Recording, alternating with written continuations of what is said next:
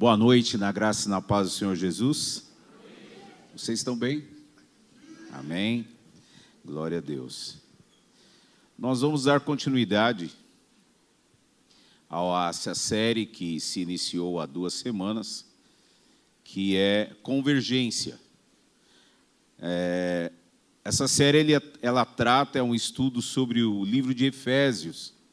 O livro de Efésios é um livro maravilhoso, uma carta que Paulo escreve à igreja de Éfeso, uma igreja muito importante e interessante, porque essa carta ela é uma carta circular. O apóstolo Paulo, ele tem o cuidado de não ser uma carta de confronto, pela característica daquela região da Ásia Menor, hoje chamada de Turquia, uma região transcultural. Então você tinha ali várias questões, uma delas, por exemplo, é que Éfeso, uma cidade de extrema importância, como já foi dito aqui, uma região muito rica, onde existia um porto comercialmente, uma região muito importante militarmente também, lembrando que o contexto histórico da época, Roma tinha o domínio de todo o mundo, e Éfeso era onde tinha sido construído, né, uma das 7 maiores maravilhas do mundo na época, né, que era o templo de Ártemis ou de Diana, né, onde existiam ali prostitutas sacerdotais e uma série de religiões ocultistas. E a chegada do evangelho naquele lugar, ele vai dissipar, diluir, destruir todo esse contexto de ocultismo. A Bíblia vai dizer que no único dia muitos devolvem, entregam, destroem livros ocultistas, e isso vai trazer um grande impacto, inclusive na economia de Éfeso, né? E Paulo, então, escreve esta carta. É interessante porque Paulo, ele é o fundador, ele que planta a igreja de Éfeso, orientado por Cristo. Depois, a igreja de Éfeso ela vai ser conduzida por Timóteo. Paulo envia Timóteo para que substituísse, e mais tarde, o livro de Apocalipse vai nos mostrar João. João está ali na igreja de Éfeso, conduzindo a igreja. A igreja de Éfeso era a igreja mais importante das 7 igrejas, como nós vemos no livro de Apocalipse. Então nós vamos falar um pouquinho, né? Nós vamos tratar do capítulo 3 de Éfeso, de Efésios. É importante, inclusive, nós compreendermos que Paulo, quando ele começa a escrever o livro de Efésios, no capítulo 1, ele já se apresenta, ele vai dizer que ele é Paulo, apóstolo de Cristo, Jesus, pela vontade de Deus, aos santos e fiéis em Cristo Jesus. E ele continua dizendo: a vocês graça e paz da parte de Jesus, nosso Pai, e do Senhor Jesus Cristo. Então ele chega apresentando as suas credenciais. Ele vai dizer que ele é Paulo apóstolo, lembrando que ele é o apóstolo tardio, né? Ele é chamado, ele é comissionado pelo próprio Jesus, lá em Atos capítulo 9, e isso para nós fica muito claro. E Paulo, ele é chamado para um lugar de sofrimento. O próprio Jesus, depois vocês podem ler com mais tempo, capítulo 9, ele é chamado para o sofrimento, e ele realmente vai sofrer. Mas ele sofre as agruras do evangelho, rindo, feliz, contente, porque ele tinha a convicção de quem havia o chamado para este lugar. E da mesma forma, nesta noite, eu desperto você para permanecer firme e convicto daquele que te chamou para este lugar. Aleluia! Como já foi dito aqui, né, o Senhor nos chama para este lugar de luz, de alegria, de paz, de transformação, de restauração de vida, de restauração de famílias, né? Eu gostaria de trazer você à lembrança tudo aquilo que Deus já tem feito na sua vida, aquilo que Deus tem feito nas nossas vidas, na nossa casa. Em algumas casas Ele está fazendo, Ele está transformando, Ele está edificando as nossas vidas, como já foi cantado, como nós já pudemos louvar ao Senhor nesta noite. E vejam que Paulo, então, no capítulo 1, ele vem tratando a respeito das bênçãos espirituais. Ele ora por iluminação de mente. Primeira oração de Paulo aos Efésios, ele ora por iluminação de mente, ele clama pelo espírito do conhecimento, da sabedoria, para que o povo pudesse reconhecer as bênçãos espirituais que Deus já havia estabelecido desde o início, desde lá dos primórdios da história. E muitas vezes o povo ali, né, nós muitas vezes nos vemos nessa condição. Às vezes nós estamos orando, clamando por algo que o Senhor já nos deu. Nós precisamos nos posicionar e tomar este lugar na nossa vida. O Senhor, nesta noite, nos convida para este lugar de reconhecimento de quem Deus é. Deixe o Espírito Santo falar na sua vida nesta noite. Dê liberdade ao Espírito Santo na sua vida, aleluia.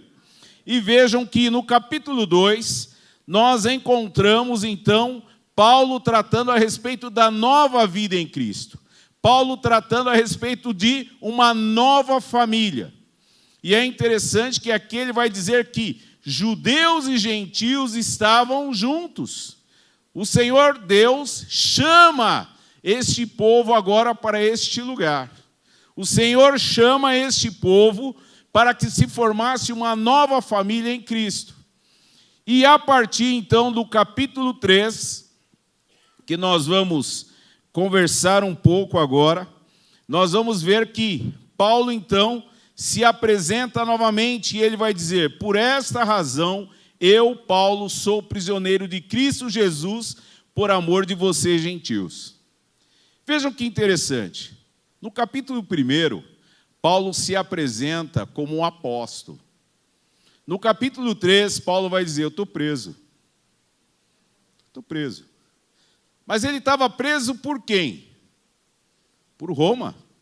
Ele está preso numa prisão, e pensando que as prisões daquela época não eram como as prisões de hoje, eram realmente pocilgas, eram cavernas úmidas, gélidas. E detalhe, Paulo já não é mais um garotão, Paulo já está na sua idade mais madura, né? Sofrendo as agruras. Paulo possivelmente já era muitas cicatrizes de chicotes e uma série de dificuldades e obstáculos que ele havia passado por conta do Evangelho, né? Falsos testemunhos, etc. E é este Paulo que está aqui. Ele está dizendo: eu sou prisioneiro, mas eu não sou prisioneiro de Roma, eu não sou prisioneiro de Nero, eu sou prisioneiro de Jesus, sou prisioneiro pelo Evangelho. O que ele está dizendo com isso é o seguinte: olha, não se deixem abater pelos meus sofrimentos, mas glorifique ao Senhor. Ele está apontando à igreja, dizendo o seguinte: olha, olhe para Jesus. Nós estamos aqui, sofremos as agruras, mas é por uma circunstância, por um motivo, por uma condição maravilhosa. Jesus já padeceu lutas maiores por nós. Jesus já sofreu o máximo que alguém poderia sofrer por alguém na cruz do Calvário. E Paulo, então, ele continua dizendo: certamente vocês ouviram falar da responsabilidade imposta a mim em favor de vocês pela graça de Deus. Isto é o mistério que me foi dado a conhecer por revelação, como já lhes escrevi em poucas palavras. Paulo, ele inicia a carta falando a respeito de um mistério.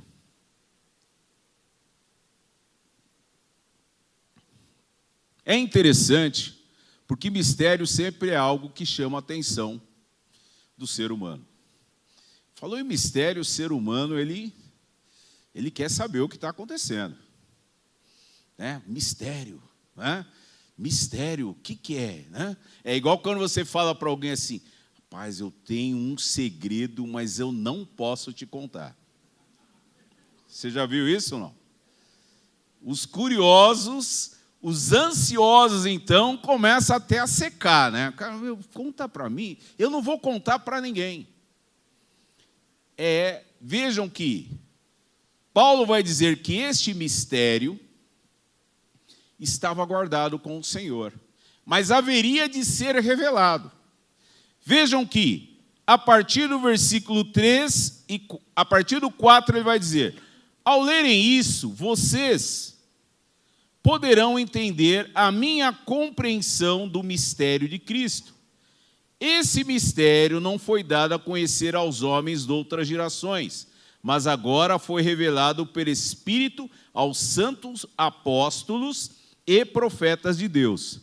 Vejam que Paulo está dizendo que até então, todos aqueles que já haviam passado na história não sabiam que mistério era esse. Era um mistério novo, era algo que estava guardado no coração do nosso Deus. E ele continua no versículo 6, significando que, mediante o Evangelho, os gentios são co-herdeiros com Israel, membros do mesmo corpo e co-participantes da promessa em Cristo Jesus. Opa! Aqui nós temos algo muito especial, uma novidade para os judeus. Qual era a novidade? Os judeus, aquele povo que havia sido separado em Abraão, lá em Gênesis 11, no finalzinho do capítulo, entrando no capítulo 12, versículo 3, quando Abraão é chamado pelo próprio Deus e fala para Abraão: Abraão, sai da tua terra e vai para um lugar que eu te mostrarei. E Abraão, o pai da fé, conforme diz em Hebreus capítulo 11, galeria da fé, ele sai e cumpre a ordem do Senhor. E a partir dali nós temos a constituição de um povo através de um homem. E a palavra de Deus vai nos apontar que lá no capítulo 17 de Gênesis, Deus chega e estabelece a família de Deus. É esta família que está sendo estabelecida aqui nesta passagem. O Deus que havia se revelado a um povo através de um homem lá em Gênesis 12, começa agora a mostrar: olha, vocês não são exclusividade. Não são só vocês os judeus. Eu tenho outros povos que estão com vocês. Eu vos chamei para que vocês revelassem eu aos povos. Eu vos chamei para que vocês revelassem eu às nações. Mas vocês não são exclusivos. Esse povo que eu chamei, eles são coparticipantes e também co-herdeiros em Cristo Jesus.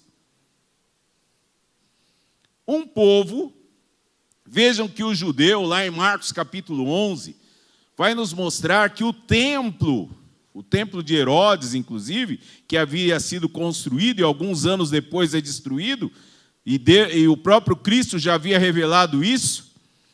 Vejam que este templo, aos gentios, não era permitido adentrar a este templo. Eles ficavam na margem externa. Eles ficavam como se fosse embaixo de uma marquise. Ele chegava ali na marquise, um muro de 1,40 m, e ficava na ponta do pé tentando ver o que acontecia lá dentro. Vejam que polarização não é algo novo. Polarização já vem de muito tempo. Isso nos lembra, muitas vezes, circunstâncias, situações, comportamentos que nós, como cristãos, temos. Quando apontamos, por exemplo, a placa desta ou daquela denominação, o denominacionismo, ele é um exemplo de polarização. E tantos outros comportamentos que nós temos que estão totalmente fora daquilo que Deus nos chama como família de Deus.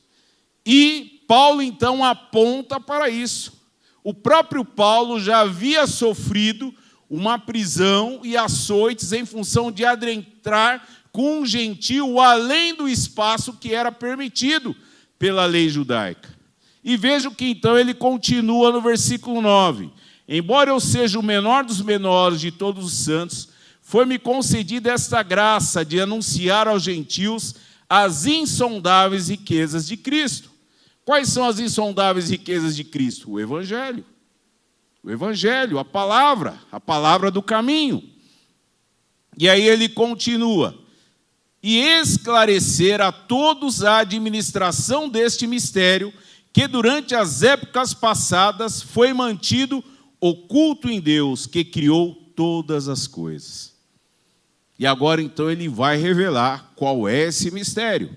E aí ele diz, versículo 10, a intenção dessa graça era que agora, mediante a igreja, olha o evangelho revelado, a igreja é o mistério revelado. A igreja do Senhor é um ambiente, é um lugar multicultural, onde o Senhor nos chama para este lugar de louvor, de adoração, de jornada com o Senhor. Vejam que, aí ele continua, a multiforme sabedoria de Deus se tornasse conhecida dos poderes e autoridades nas regiões celestiais. A igreja do Senhor, ela tem poder em Cristo Jesus. A igreja do Senhor é chamada para este lugar de transformação de vidas. O Senhor nos chama como agentes de transformação de vidas em uma sociedade. A igreja é a luz estabelecida diante da sociedade. E Jesus nos chama para este lugar. O Senhor, próprio Senhor Jesus, inaugura a sua igreja. Lá em Atos, nós vamos ver isso. O Senhor inaugurando a sua igreja, quando ele vai dizer, olha, eu vou subir, mas permanecei até que do alto sejais revestidos com poder. E vejam que nós vamos ver ainda essa condição dentro da palavra. E ele vai concluindo. Versículo 11, de acordo com o seu eterno plano, que ele realizou em Cristo Jesus, nosso Senhor, por intermédio de quem temos livre acesso a Deus, em confiança pela fé nele. E versículo 13, portanto, peço-lhes que não desanimem por causa das minhas tribulações em favor, pois elas são uma glória para vocês. Paulo novamente está reforçando, olha, não desanimem, permaneçam firmes, sejam constantes na minha presença. Vejam que a igreja do Senhor, ela é algo muito especial, ela é a menina dos olhos do nosso Senhor Jesus. E o próprio Senhor, ele estabelece, ele faz questão de ter um relacionamento íntimo, de proximidade constante conosco. A Bíblia nos apresenta um Deus transcendente. A Bíblia nos mostra que quando nós olhamos para Jesus, nós vemos o Deus Pai. Nós vemos o Deus Pai. Cristo é o Deus Pai transfigurado e veio a nós, o Emanuel, o Deus conosco. E a igreja do Senhor, ela ocupa o lugar central no plano da salvação. Ninguém pode se salvar a si mesmo. E vejam que quando nós nos reunimos como corpo de Cristo, como igreja do Senhor, e a palavra de Deus vai dizer que nós somos parte disto. Então nós somos pequenas igrejas que quando nos reunimos em igreja, para adorar, para louvar, para bendizer o nome do Senhor, como nós estamos aqui reunidos. Mas quando nós olhamos para a história, e nós vamos olhar o movimento da igreja diante da sociedade, nós vamos ver que a igreja, primeiro aspecto, ela ocupa um lugar central na história. Em muitos lugares, em muitos momentos da história, o Senhor preservou lugares por conta da igreja dele. Nós vamos ver no período da Idade Média, nós vamos ver o período monástico, pré-monástico, nós vamos ver o Senhor agindo de uma forma sobrenatural. Mesmo lá atrás, a partir dos patriarcas, quem conhece um pouquinho da história da igreja, vamos ver o movimento da igreja se movendo, agindo de uma forma sobrenatural na vida de muitos reis, de muitos chefes de nações, de muitas pessoas simples, o Senhor agindo, o Senhor operando. Segundo, a igreja ela é central para o evangelho, ela é a comunidade de Cristo estabelecida na terra. Nós somos a comunidade de Cristo estabelecida na terra. O Senhor nos chama para este lugar, um lugar de autoridade, de conhecimento, de luz, onde nós brilhamos. Nós somos a referência em muitos ambientes, nós somos a referência. Através do testemunho, o Senhor nos chama para esse lugar de testemunho, para que nós possamos o quê? Testemunhar quem é Jesus, através da nossa fé, através das nossas atitudes, do nosso comportamento. Por isso que nós não podemos nos contaminar, e é somente pelo poder do Evangelho, pelo poder da palavra, pelo poder do Espírito Santo Consolador, que foi nos enviado por Cristo Jesus, que nós podemos continuar como igreja do Senhor, como esta comunidade de Cristo estabelecida na terra. E em terceiro lugar, a igreja é a agência do reino de Deus, onde somos discipulados para a jornada da vida cristã. Nós somos a agência do reino de Deus na terra. Reino de Deus é tudo aquilo que foi estabelecido pelo Senhor. E o Senhor nos chama como igreja neste lugar. Nós, fora da igreja, nós nos enfraquecemos. O Senhor nos chama para estarmos unidos, em unidade, em comunhão, em amor. E é exatamente essa centralidade que Paulo, então, nos versículos 1 ao versículo 13 de Efésios 3, ele vem nos revelar este mistério. O mistério é a igreja do Senhor. Este é o mistério. E vejam que a partir, então, no capítulo 14, Paulo vai dar as suas credenciais. E ele vai dizer, olha, por esta causa eu me ponho de joelhos. Que causa é essa que Paulo se põe de joelhos? Pela igreja do Senhor. A menina dos olhos do Senhor. Então não nos cabe, como igreja do Senhor, queremos adorar ao Senhor fora deste lugar, onde o Senhor nos chama, este lugar de adoração, este lugar de reverência, este lugar de compromisso, esse lugar de resposta a tudo aquilo que Deus fez por nós na cruz do Calvário.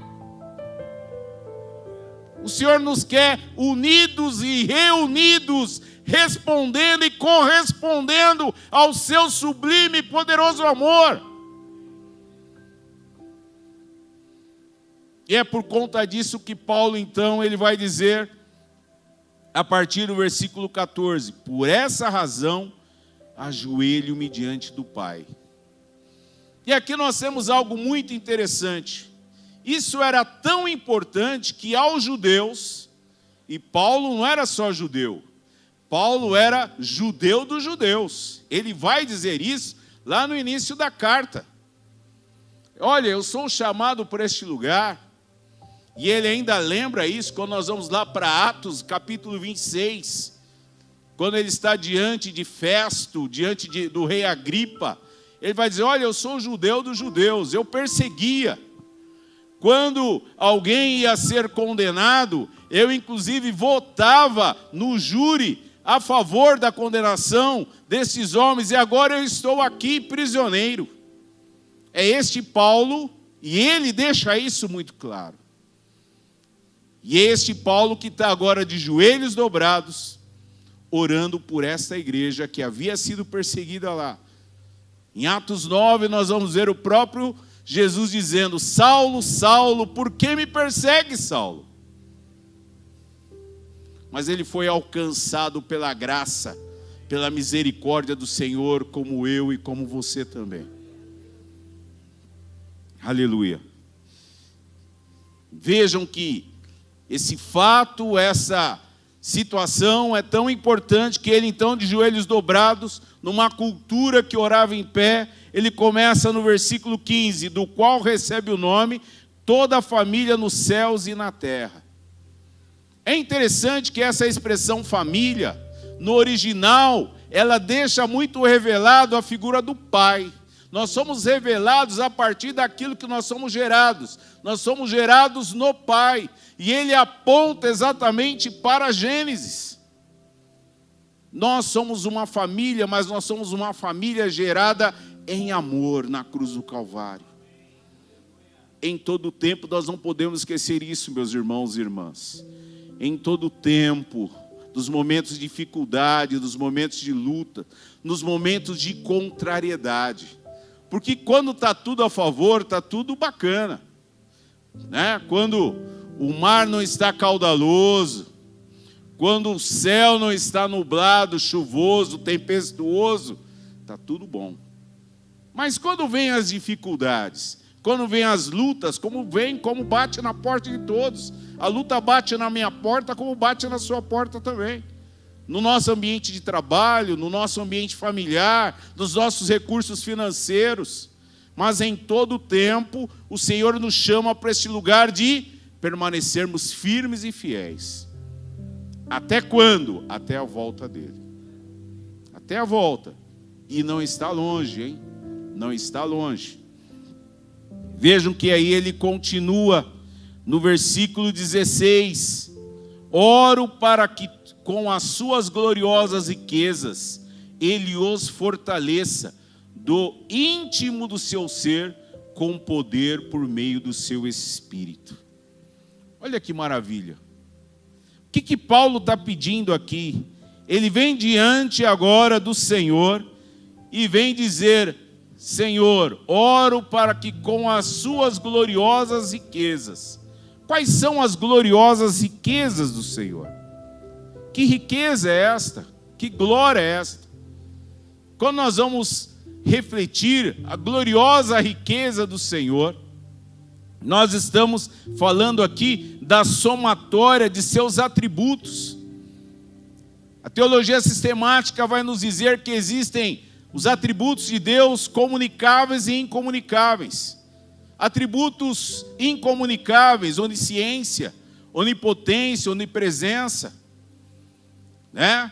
Nós temos a sua imensidão. Deus é imenso, Deus é infinito, Deus é poderoso, todo-poderoso, é o Senhor de todas as coisas, é o Criador.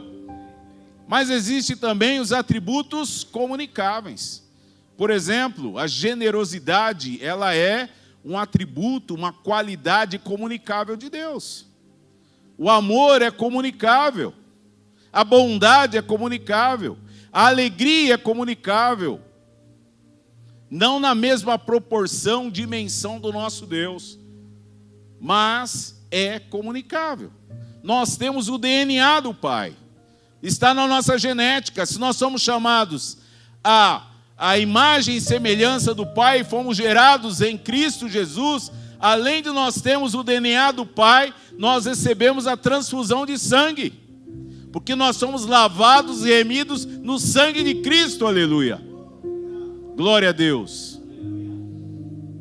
E é neste lugar que o Senhor, Paulo então está orando. Paulo está dizendo: olha, Senhor, eu oro para que, com as suas gloriosas riquezas, Ele os fortaleça no íntimo do seu ser.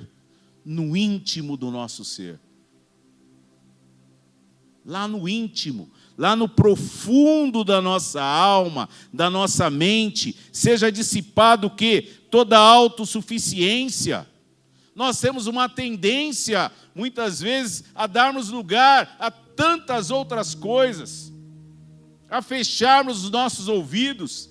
É por essa gloriosa riqueza, é por esses atributos que nós continuamos ouvindo ao Senhor, que nós podemos caminhar, desfrutar do caminho. E a partir daí, então, Paulo, ele vai orar por 5 pedidos. O primeiro dele, buscar poder de Deus. Igreja do Senhor, sem poder nós não conseguimos avançar.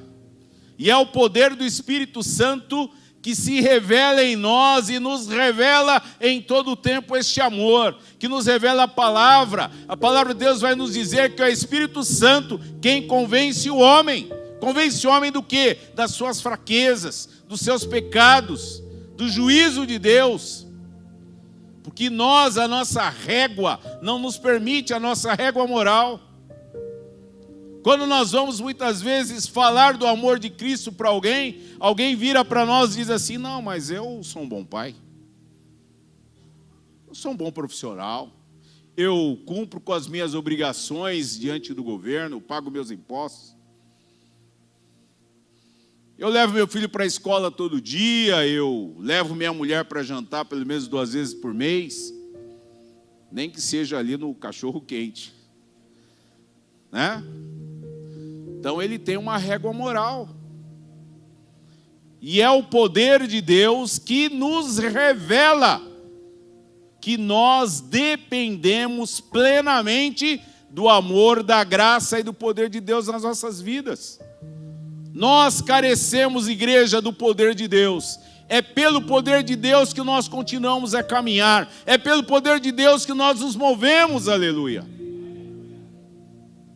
E este, então, é o primeiro pedido de Paulo nas suas orações. O segundo pedido de Paulo, ele vai dizer lá que para que Cristo habite no coração de vocês, mediante a fé. E vejam que, neste segundo pedido, nós temos algo aqui muito interessante, que a língua portuguesa não alcança. Este habite no original, no grego, não é o paroikel. Paroikel, ele vem de hóspede. Sabe hóspede, quando você se hospeda numa pousada, num hotel, alguém vem e te entrega uma chave. Olha, você vai ficar nesse quarto, você vai ficar nessa suíte, mas você não pode mudar absolutamente nada. Você é um hóspede. E nesta noite eu pergunto a você: Jesus é hóspede na sua vida? Vejam que este habite não é o paroikel, este habite é o katoikel. Katoikel é proprietário. Paulo está orando para que Cristo habite, seja proprietário das nossas vidas, seja proprietário do nosso interior, aleluia. Será que nós estamos dispostos a dar lugar para a ação do Espírito Santo, do Cristo Jesus nas nossas vidas? Entregar todos os cômodos, toda a casa, inclusive aquele cômodo, sabe o cômodo da bagunça? Eu sei que na casa de vocês não tem isso. A gaveta da confusãozinha. Inclusive essa. Entregar as chaves, todas as chaves, falar assim: Jesus, está aqui, Jesus. Faz o teu jeito, muda o que precisa ser mudado. Muda o que precisa ser mudado na minha vida, Jesus. Alinha as prioridades da minha vida, porque muitas vezes as prioridades estão desalinhadas. Nós, inclusive a expressão prioridades não existe. Tem que ser prioridade. Prioridade é o primeiro. Significa que os outros ficaram. E Jesus quer ser a prioridade na minha, na sua vida. Mas para isso é necessário que Ele habite o caroikel na minha, na sua vida, como igreja do Senhor. O Senhor nos chama para este lugar. Um lugar de prioridade, um lugar de santidade. Um lugar onde o Senhor venha limpar. O Senhor venha trazer luz, clareza.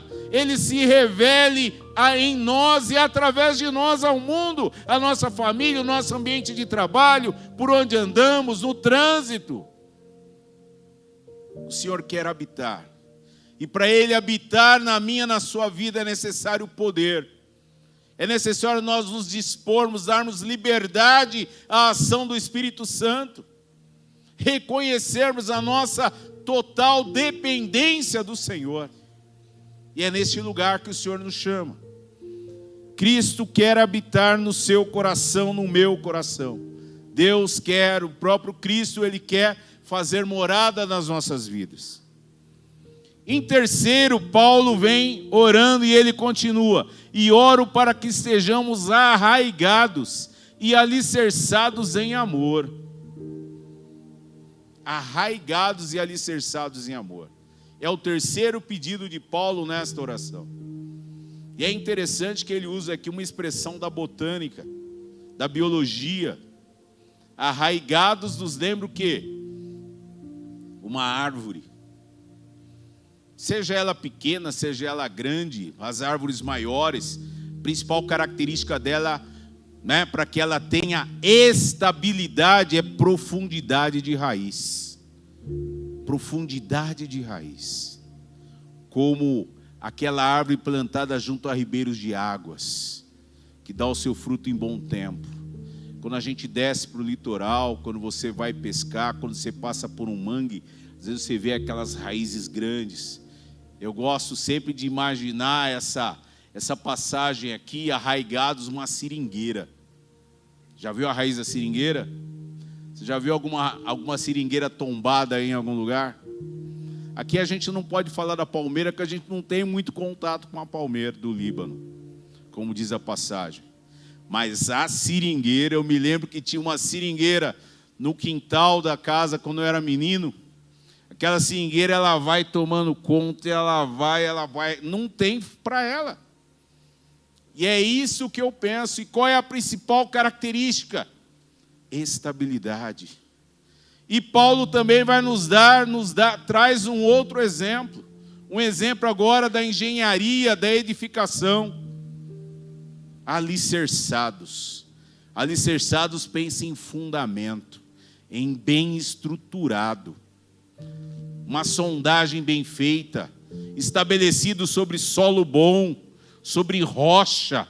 A palavra de Deus nos fala que a nossa casa deve ser estruturada na rocha, na pedra angular, na principal construção.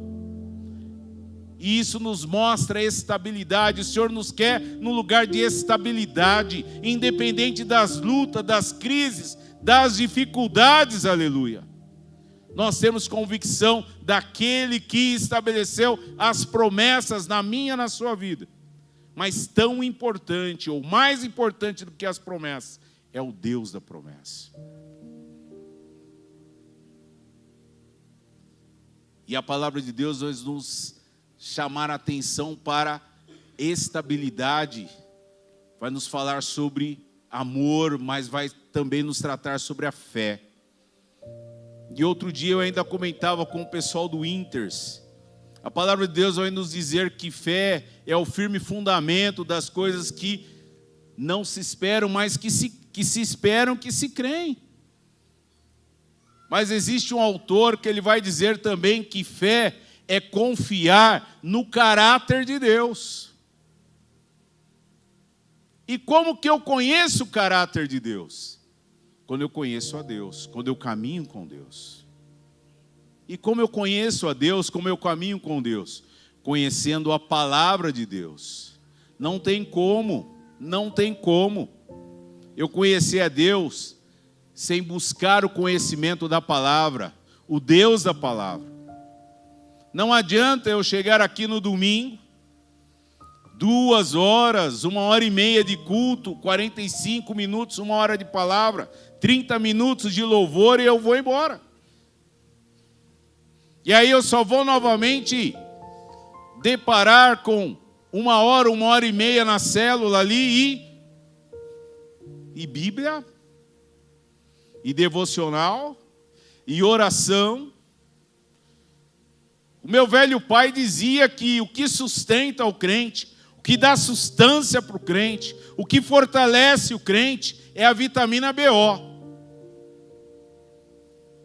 Sabe o que é a vitamina BO? Quem sabe aí? que é a vitamina BO? Bíblia e oração. Essa é a vitamina BO. E isso tem que ser diário, é como a nossa respiração. É como nos alimentamos. Nós precisamos de alimento material.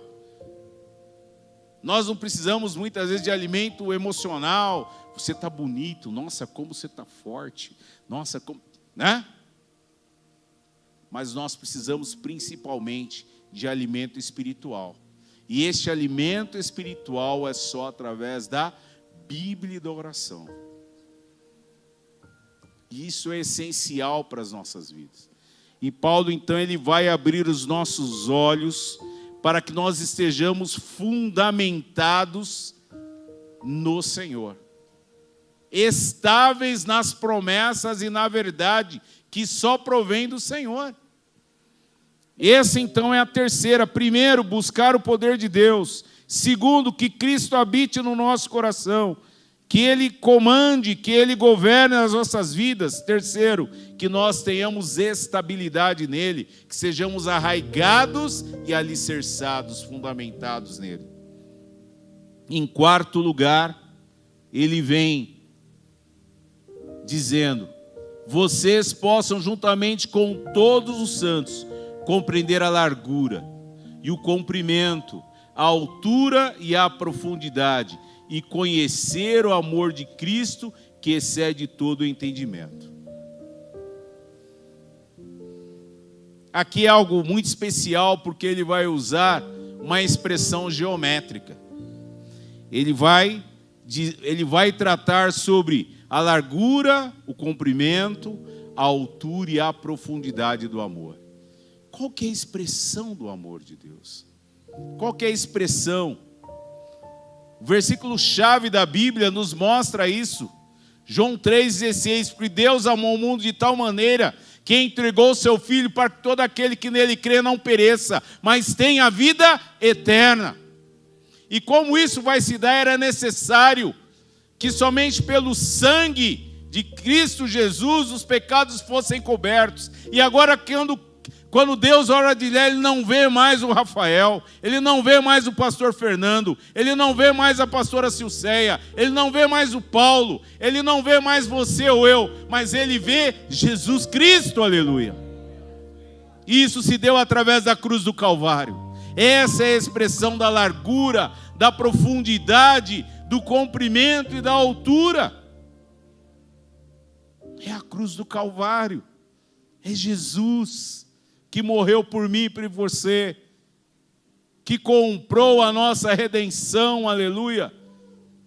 E ele disse lá: está consumado, está consumado, está consumado, aleluia.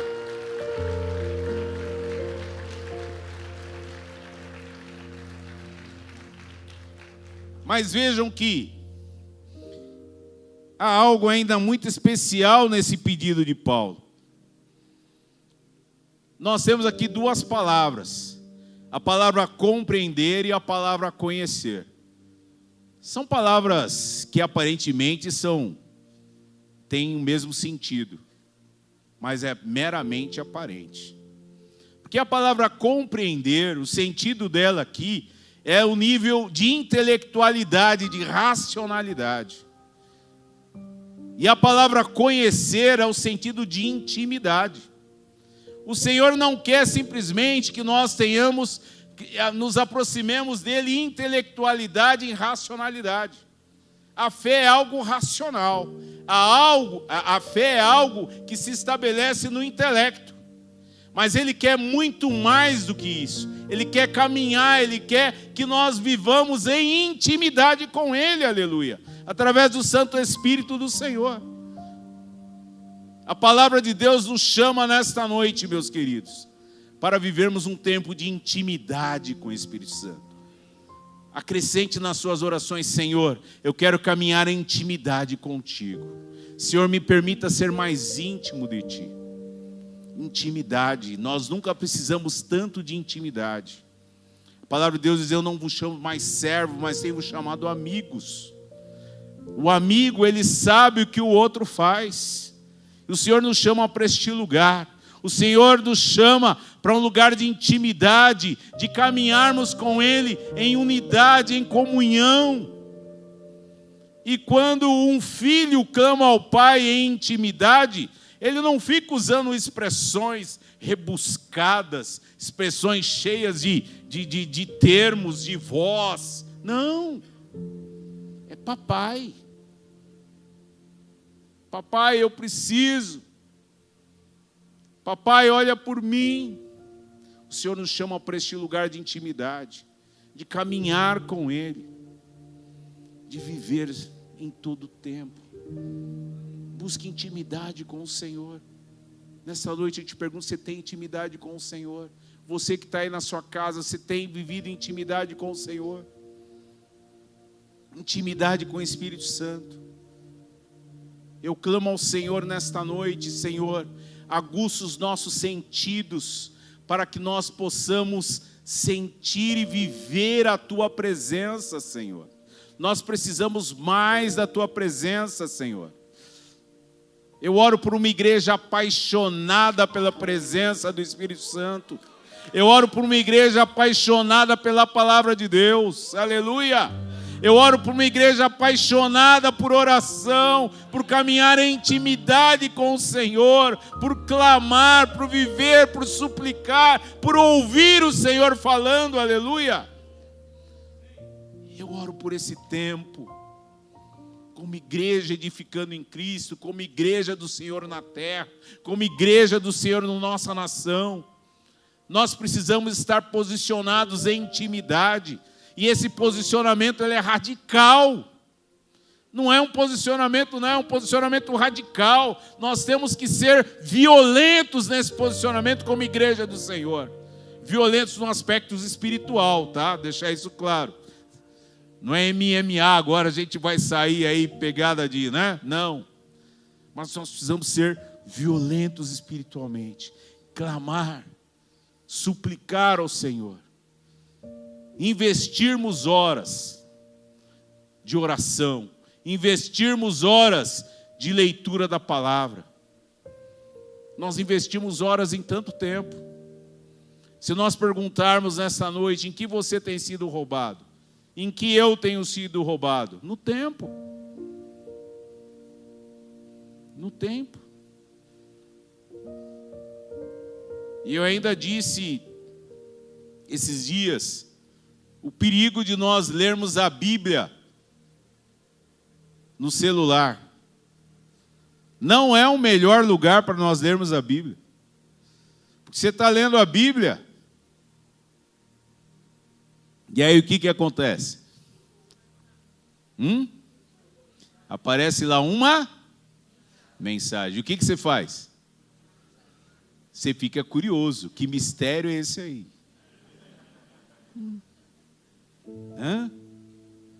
Lembra que eu falei lá atrás? Há instantes atrás. E aí você é disperso na sua atenção, na sua reverência, no seu conhecimento, na sua intimidade com o Senhor. Nós precisamos ser zelosos, nós precisamos ser mais prudentes, nós precisamos estar atentos a que o Espírito Santo está nos falando. E vejam que Paulo então vai concluindo a sua oração. E aí nós entramos no final do versículo 19. E aí ele vai dizer: e conhecer o amor de Cristo que excede todo o entendimento, para que vocês sejam cheios de toda a plenitude de Deus. De novo, plenitude de Deus. O que é a plenitude de Deus, igreja? O que é a plenitude de Deus? O que significa plenitude? Quando eu falo assim, este ambiente está pleno, este copo está cheio. Sabe o que é pleno? Pleno está transbordando. Pleno não é só cheio até a boca, cheio está transbordando. Paulo nos chama para este lugar. Paulo está orando por isso. Paulo está dizendo: olha, Senhor, que a tua igreja tenha a plenitude de tua presença. Que a tua igreja, aleluia, possa viver a plenitude da tua presença, glória a Deus. Aleluia! O Senhor nos chama para este lugar. Um lugar de vida plena em Cristo. Um lugar de vida plena no Santo Espírito do Senhor. O Senhor quer dar mais. O Senhor quer nos encher. E quando ele entra no versículo 20, ele vai dizer exatamente isso, quando ele vai concluindo.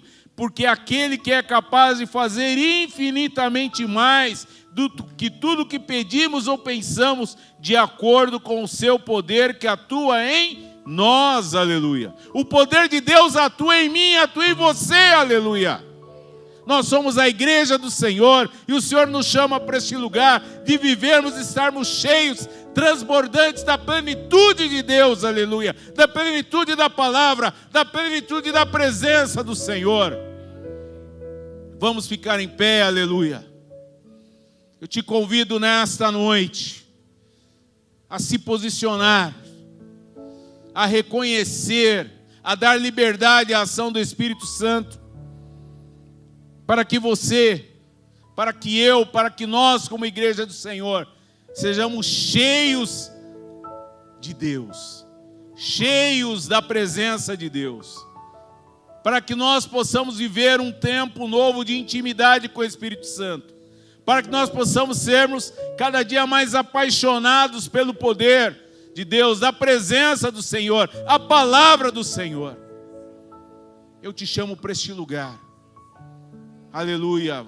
Comece a orar aí onde você está. Senhor, eu quero ser cheio da tua presença. Senhor, eu quero ser cheio da tua presença. Senhor, eu quero ser cheio da tua presença. Eu quero ser cheio da tua presença, Senhor.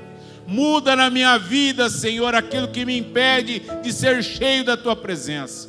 Senhor, restaura áreas da minha vida que estão destruídas, Senhor. Dê liberdade ao Espírito Santo de Deus nesta noite. Dê liberdade ao Espírito Santo para que ele possa agir, que você possa ouvir a voz do Espírito Santo, aleluia. Suplique, clame ao Senhor, dê lugar. Descruze os seus braços, abra as suas mãos, erga as suas mãos ao Senhor, dê lugar ao Espírito Santo, reconheça a presença do Senhor. Jesus Cristo morreu na cruz do Calvário por mim e por você, ressuscitou ao terceiro dia e está aqui nesta noite, aleluia.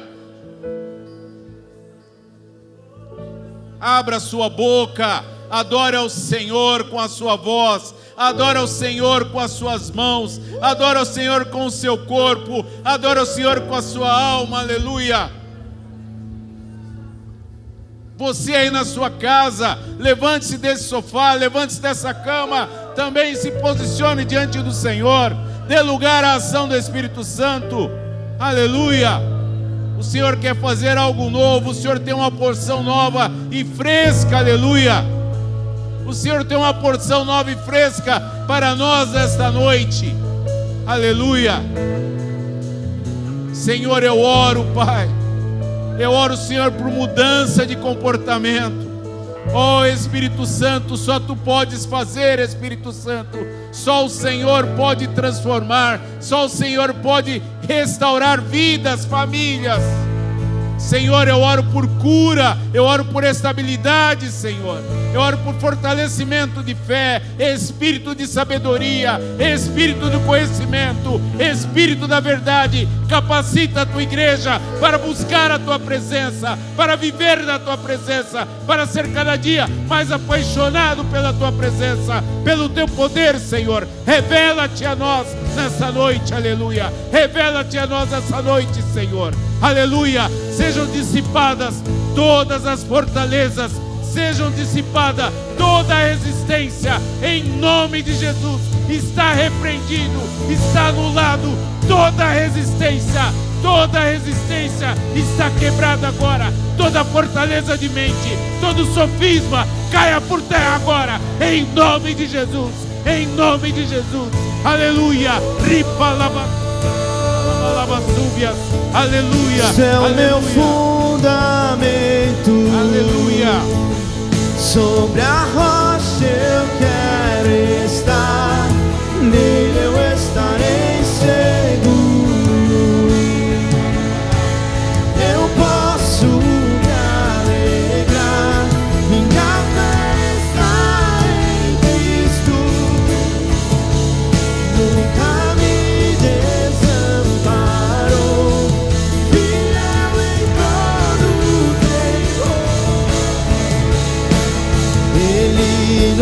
nunca falhou, jamais.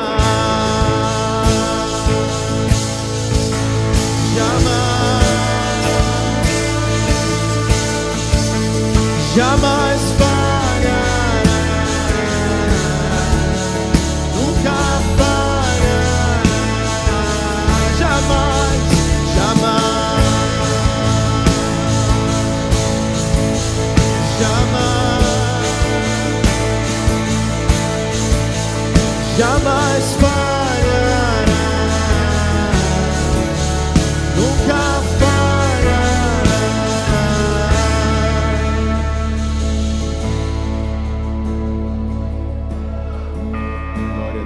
Aleluia, aleluia. Eu gostaria de chamar nesta noite aquele que ainda não conhece esse Jesus, aquele que por algum motivo está aí preso, resistente. Talvez você esteja num quadro de tristeza por uma dificuldade, por uma decepção.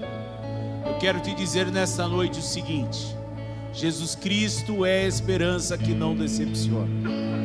Jesus Cristo Ele é a esperança que não decepciona. É esse Jesus que nós apresentamos. Eu quero dizer a você nesta noite, que entrou aqui neste lugar pela primeira, segunda ou terceira vez, o Senhor nessa noite quer fazer uma obra na sua vida, como Ele fez na minha vida, como Ele fez na vida de muitos aqui. Gostaria que você levantasse suas mãos, se você quer entregar a sua vida a Jesus. E eu digo a você, é a melhor decisão que você toma na sua vida. Há alguém nesta noite? Há alguém para Jesus? Levante sua mão, aleluia. Há alguém na galeria? Eu não estou conseguindo enxergar direito. Há alguém aqui embaixo? Dê um sinal aí onde você está. Aleluia, ali existe uma pessoa. Eu te convido a vir à frente, aleluia. Glória a Deus. Glória a Deus, aleluia. O Senhor nos chama para este lugar. O Senhor nos chama nesse lugar de decisão, de transformação de vida, aleluia. Jesus nesta noite pede as chaves de todos os cômodos da nossa vida. Aleluia. Há mais alguém? Há mais alguém? Aí em cima na galeria. Nós vamos orar. Aleluia. Nós vamos orar. Dirija as suas mãos aqui para a frente. Você vai repetir comigo: Jesus, eu reconheço que eu sou pecador. Eu reconheço, Jesus, que Tu morreste na cruz do Calvário pela minha vida. Eu renuncio, Jesus, a tudo aquilo que até hoje me impediu de ouvir a Tua voz, de reconhecer-te, Senhor. E eu agora entrego a minha vida a Ti. E reconheço que Tu és o Senhor e Salvador da minha vida. E eu quero, Senhor, que o meu nome seja escrito no livro da vida, para a glória do Teu nome. Amém, amém. As palmas louvam ao Senhor, aleluia. Glória a Deus, aleluia. É noite de salvação, é noite de restauração de vidas, aleluia. Deus é bom em todo tempo. Deus é bom em todo tempo. O nosso Deus cura. O nosso Deus transforma caráter. O nosso Deus restaura vidas. O nosso Deus restaura famílias. Aleluia. Exaltamos, glorificamos e bendizemos o nome do Senhor.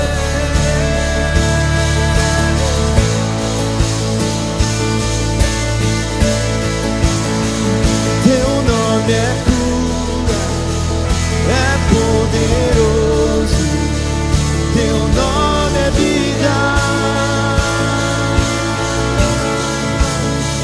destrói cadeias, dissipa as trevas,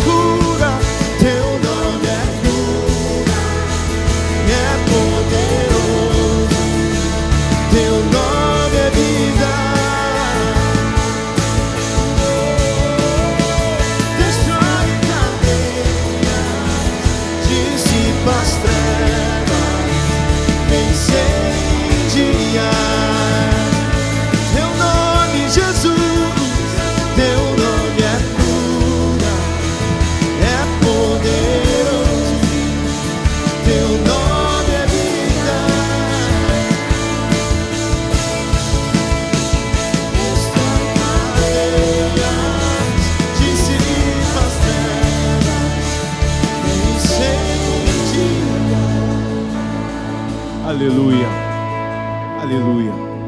Pegue na mão de quem está do seu lado. Nós vamos orar por famílias nesta noite. Sim, Senhor, nós apresentamos a Ti vidas, Senhor. Nós apresentamos famílias. Nós apresentamos a Ti, Senhor, maridos, esposas. Senhor, caia por terra toda seta, todo levantar do inimigo, Senhor, contra as casas, contra os casais, contra as famílias, Senhor. Pai, nós oramos, Senhor, por restauração. Nós oramos, Senhor, por transformação, Senhor. Vem com o Teu poder, vem com o Teu agir, Senhor. Pai, caia por terra agora toda mulher estranha, Senhor. Caia por terra agora, Senhor, toda inimizade contra o Teu reino, Senhor, em nome de Jesus. Pai, nós declaramos o poder, a bênção da família, Senhor, sobre os pais, sobre os filhos, sobre as esposas, sobre as mães, em nome de Jesus. Que nós possamos estar posicionados como família de Deus, que nós possamos, Senhor, estar posicionados como Teus filhos, como igreja do Senhor Jesus, para a glória e louvor do Teu nome, Senhor. Vem com o Teu poder, opera, Senhor, os Teus sinais e maravilhas, Senhor. Pai, eu oro por armas espirituais, Senhor, enche o Teu povo, manifesta o Teu poder, opera estratégias, maravilhas, Senhor, nas nossas vidas, em nome de Jesus. Guarda-nos, Senhor, para louvor e glória do Teu nome, e que o amor de Deus, a graça do nosso Senhor Jesus Cristo e as santas consolações do Espírito Santo do Senhor seja com a sua igreja, hoje e para todos sempre, em nome de Jesus. Uma semana abençoada a todos, aleluia. E declare pelas ruas o nome de Jesus. Sobre a escuridão Ele vai ser a sua luz. Sobre sua família clame o santo nome de Jesus.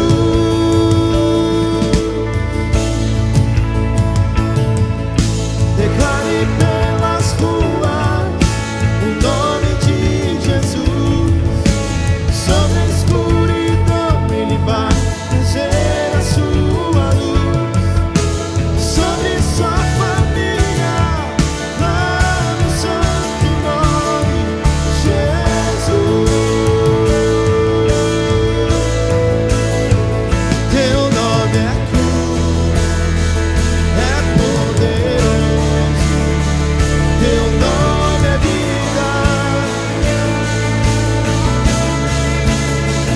destrói cadeia.